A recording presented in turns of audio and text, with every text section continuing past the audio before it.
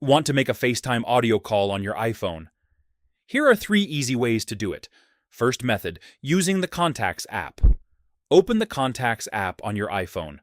Scroll and select the person you want to call. Make sure they're signed in with an Apple ID.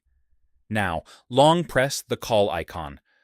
From the menu, tap FaceTime Audio. Your FaceTime audio call will start instantly. While you're on the call, you can tap the video button to switch it into a FaceTime video call. When you're done, tap End Call. Second method, using the FaceTime app. Open the FaceTime app, tap New FaceTime or New Call. Type the person's name, phone number, or email. Select the contact, tap the audio button. The FaceTime audio call will start right away. Third method, FaceTime audio with Android users. Open the FaceTime app. Tap New Call, then tap Create Link. Share the link using Messages, WhatsApp, or email. Once the Android user taps the link, it opens in their browser.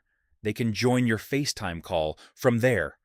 And that's it. That's how to make a FaceTime audio call on iPhone. If this helped, like the video and subscribe for more iPhone tips.